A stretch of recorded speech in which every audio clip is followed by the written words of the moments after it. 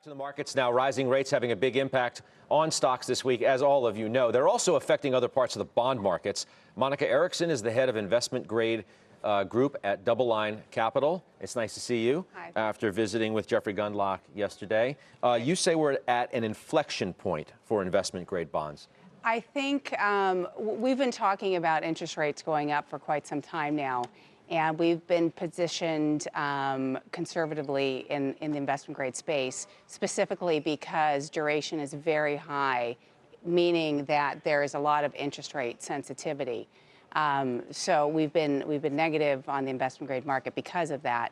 I think the inflection point that we're seeing now is that we've had a 10-year period where corporate entities have come to the market and been able to finance at increasingly lower rates as rates have been coming down. We're now at a point where they are financing their debt at a higher rate. So we've got something like $600 billion of debt coming due next year that will be financed at a higher rate than it has been in the past. Hey, Monica, thank you so much for coming on. I want to ask you about this conundrum then. If you say that corporates are now going to have to finance or refinance at higher rates, the reason that's going on is because the economy is improving. And with an improving economy, you're seeing companies that are able to raise prices, you're seeing companies that are doing more in sales, and arguably are getting stronger as businesses. So doesn't that offset the fact that they're financing? Doesn't the increased strength of the corporate balance sheet and position in its market offset that concern that they're financing at higher costs? Right. Well, that is a good point. And I think earnings, our view is that the economy is doing well, the corporate profitability is increasing. I think you just said, earnings are going to be up over 20% in the third quarter.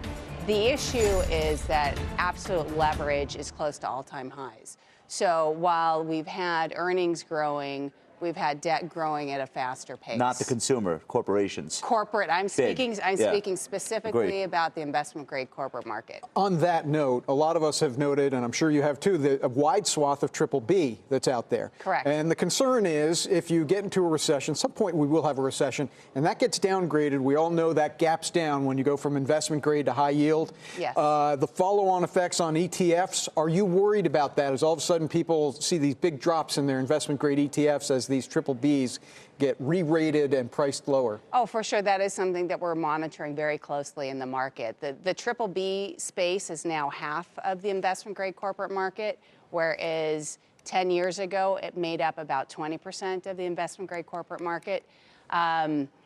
Historically, when there is a downgrade cycle, about 10% of the investment grade market is downgraded. So you can do the numbers.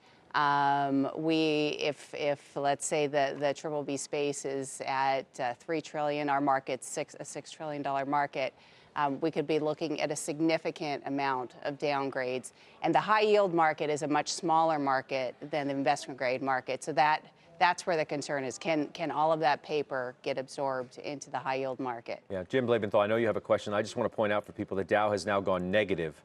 You can see at the bottom of your screen, Dow's down just about 16 points. The Russell has gone negative as well. NASDAQ still decidedly positive by 0.75%. It's a gain of about 52 points at this very moment. So go ahead, Jim. Well, I asked the one question. The other question, obviously, we had your colleague on yesterday, and he talked about the Fed's independence or lack thereof. I was wondering if you cared to share your insight onto the Fed's independence. It does seem to me that it's independent. I mean, certainly when you look at a Turkey, for instance, things like that. What's your feeling on it? Right. Well, I am definitely no Fed expert, so I would defer to my boss on that. I think he probably has a much better line into what's going on with the Fed. So I think I'll leave it at that. What's the implication, though, of your view on corporate credit, then? Is it to have cash available for an event, or is it just to skew the portfolio toward quality? Like, what would you tell the people watching who have money at risk in high grade, in investment grade, et cetera? So what we're doing a few things. We're allocating the funds that we are putting to work in the investment grade corporate space. We're investing in lower duration assets.